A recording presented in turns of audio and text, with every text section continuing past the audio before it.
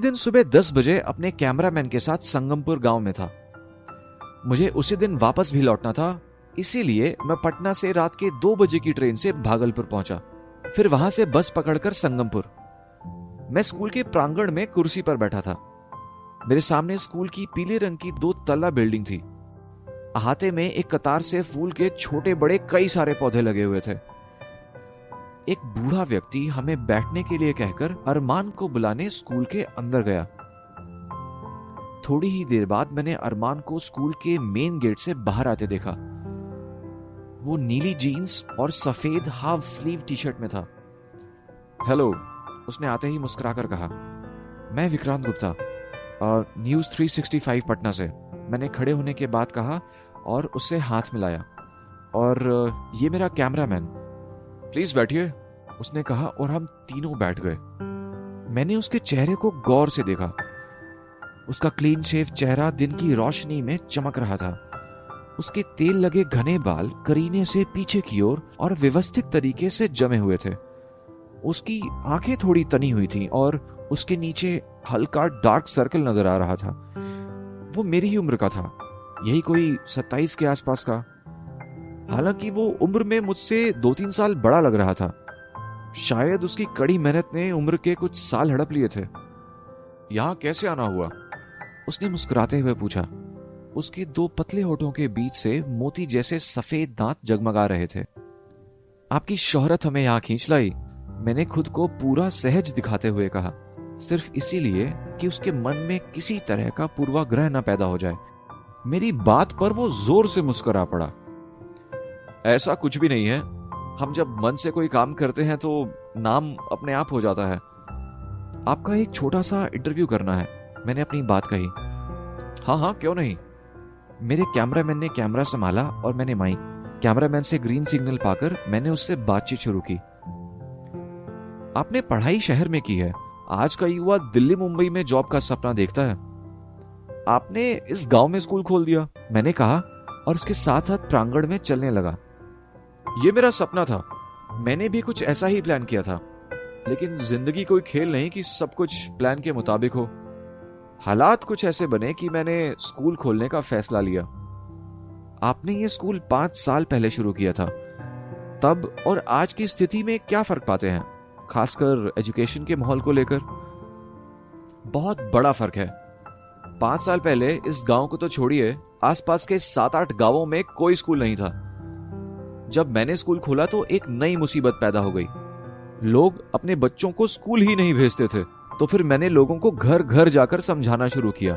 फिर धीरे धीरे लोगों की मानसिकता बदलती गई और आज की बात करूं तो आपको हर गांव में एक सरकारी स्कूल मिल जाएगा। अरमान बेहद संजीदगी से मेरे सवालों का जवाब दे रहा था। उसकी बातें उसकी उम्र से ज्यादा मैच्योर लग रही थी। शिक्षा के लिए सरकार के प्रयासों से आप खुश हैं? मैंने अगला सवाल किया। पूरी तरह से तो नहीं, लेकिन हाँ, सरकार एजुकेशन को लेकर गंभीर जरूर है। वो हर गांव में स्कूल खोल रही है, लेकिन इतना काफी नहीं। इसकी भी जवाबदेही होनी चाहिए कि सरकारी स्कूल में पढ़ने वाले बच्चों को स्तरीय शिक्षा मिले। सरकार का जोर पढ़ाने से ज्यादा सिखाने पर होना चाहिए। लोगों से कुछ कहना चाहेंगे? कोई संदेश? उसने करीब 5 सेकंड का पॉज लिया, फिर बोलना शुरू किया। बस यही कि without education society is blind. सच कहूं तो अक्सर मुझे यह देखकर दुख होता है कि हमारे देश में स्कूल से ज्यादा मंदिर मस्जिद हैं। धर्म भी जरूरी है, लेकिन शिक्षा के बिना धर्म हमें अंधविश्वास की ओर ले जाता है, हमें लाचार बनाता है और कई मामलों में तो हिंसा पर भी उतारू कर देता है। वैसे आपके सपनों का भारत कैसा है? 100% लिटरेसी रेट, वही है मेरे सपनों का भारत, उसने गहरी सांस लेते हुए कहा। उसके चेहरे पर गर्व की लालिमा उभर आई। मैंने उस छोटे से इंटरव्यू को विराम दिया, साथ ही कैमरामैन को निर्देश दिया कि वो स्कूल के कुछ अच्छे फुटेज ले ले। हम लौटकर उसी जगह पर आ चुके थे जहां हम पहले बैठे थे। मुझे मेरा जवाब नहीं मिला था। मैं उसके बारे में सब कुछ जानना चाहता था, शुरू से लेकर अंत तक। आप चाय लेंगे या कॉफी? नहीं, कुछ नहीं, मुझे वापस भी जाना है। मैंने सिर्फ औपचारिकता निभाई। सच तो यह था कि मैं उसके साथ ज्यादा से ज्यादा समय बिताना चाहता था। ये तो पॉसिबल नहीं, अभी तो 12 भी नहीं बजे।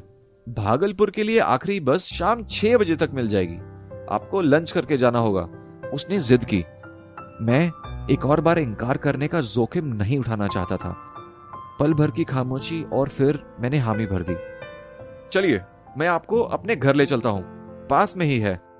ओके, मैंने कहा और उसके साथ चलने लगा। उसका घर स्कूल से करीब 200 मीटर की दूरी पर था। घर पक्के का था लेकिन व्हाइट वॉश नहीं किया गया था। दूसरे फ्लोर पर एक कमरा बना था जिसमें प्लास्टर नहीं था। मैं उसके साथ घर के अंदर दाखिल हुआ और छोटे से आंगन में बड़ी सीढ़ियों के जरिए छत पर पहुंचा। वाह, क्या नजारा है! छत से सामने का दृश्य देखकर मैं मंत्रमुग्ध हो गया। दूर तक फैले हरे भरे खेत, उसके आगे मैदानी इलाका, छोटी छोटी पहाड़ियां और उसके बीच से गुजरती एक नदी। ये सब आपस में मिलकर प्रकृति के करीब होने का एहसास करा रही थी। हाँ, ऐसे नजारे आपको गांव में ही देखने को मिलेंगे, शहर में तो सिर्फ सड़कें होती हैं। उसने मुस्कुराते हुए कहा और बाउंड्री वॉल पर हाथ टिकाकर मेरे बगल में खड़ा हो गया। वो क्या रेलवे ट्रैक है? मैंने पहाड़ी की ओर इशारा करते हुए पूछा। हाँ, वो रेलवे लाइन पिछले साल शुरू हुई थी, लेकिन आसपास ट्रेन का हॉल्ट नहीं है। ट्रेन पकड़ने के लिए आपको करीब 20 किलोमीटर दूर जाना होता है। तभी एक ट्रेन हॉर्न बजाते हुए वहां से गुजरी। दूर होने के बाद भी हम ट्रेन की आवाज सुन पा रहे थे। उस पहाड़ी के पास आप वो खाली पड़े खेत देख रहे हैं? उसने उंगली से उस ओर इशारा किया।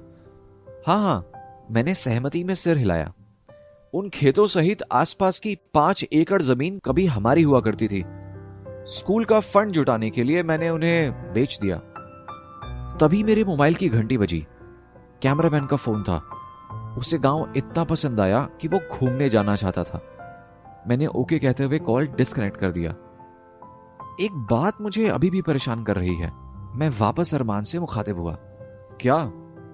यही कि आपने पढ़ाई के बाद गांव में स्कूल खोलने के बारे में क्यों सोचा? आप एक शहरी जिंदगी आसानी से जी सकते थे।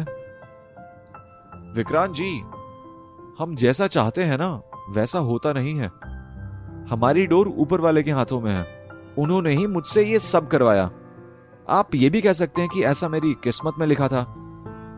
उसके लहजे में अलग ही संजीदगी थी। तभी एक नौजवान लड़की हाथ में चाय का ट्रे लेकर सीढ़ियों से ऊपर आई। इससे पहले कि मैं कुछ पूछता, अरमान खुद ही बोल पड़ा। ये मेरी वाइफ है। अगर ये ना होती तो जो कुछ मैंने 5 वर्षों में किया है उसमें 10 वर्ष लग जाते, उसने कहा और चाय की ट्रे को बाउंड्री वॉल पर रख दिया। मुझे ये जानकर खुशी हुई कि उसने शादी कर ली है। हालांकि मैं इसका उल्टा सोच रहा था।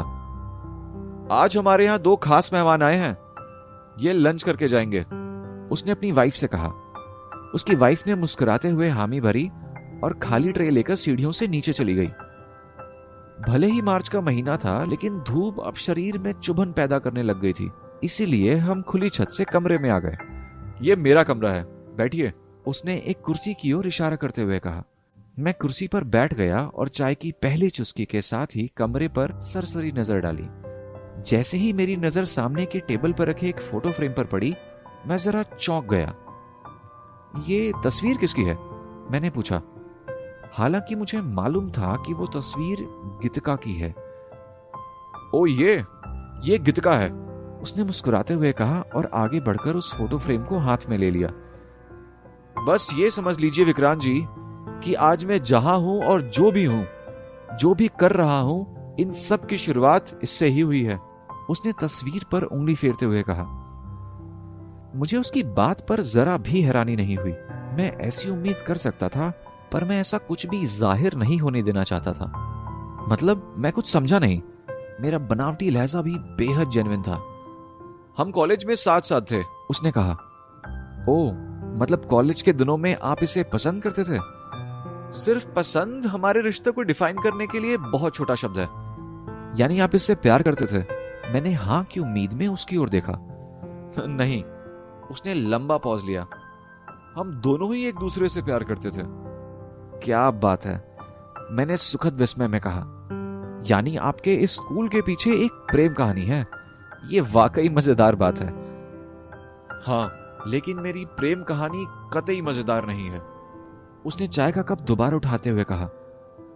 इसमें एक्सीडेंट की एक दुखद कहानी भी शामिल है। एक्सीडेंट वाली घटना से मैं वाकिफ था, लेकिन उससे पहले और बाद में क्या हुआ था नहीं मालूम। यही तो मैं अरमान से जानना चाहता था। ऐसा क्या हुआ? मैंने गंभीर होकर पूछा। अब छोड़िए ना, 6-7 साल पुरानी बात है। उसने टालने की कोशिश की, पर मैं सब कुछ सुनना चाहता था। आखिर हुआ क्या था? मैंने अपना सवाल दोहराया। आप वाकई जानना चाहते हैं? हाँ, अगर आप बताना चाहें तो, मैंने प्लेट से एक बिस्कुट उठाते हुए कहा। ठीक है, उसने सहमति दी, पर इसमें आपके कई घंटे बर्बाद हो सकते हैं। उसने मुझे सतर्क करना चाहा। चलेगा, एक दिलचस्प प्रेम कहानी सुनने के लिए चंद घंटे बहुत छोटी कीमत है, मैंने मुस्कुराते हुए कहा। तो कहां से शुरू करूं? उसने गीतिका की तस्वीर को वापस मेज पर रखते हुए पूछा। वहीं से जहां से हर प्रेम कहानी शुरू होती है, जब आप इससे पहली बार मिले थे। मेरी बात पर वो मुस्कुरा पड़ा। मेरी प्रेम कहानी तब शुरू नहीं हुई थी। हमारी कहानी मुलाकात के 3 साल बाद शुरू हुई थी, वो भी किसी दूसरे शहर में। अरमान ने चाय का सिप लेते हुए बोलना शुरू किया और मैंने बिस्कुट को चाय में डिप करने के साथ ही सुनना शुरू किया।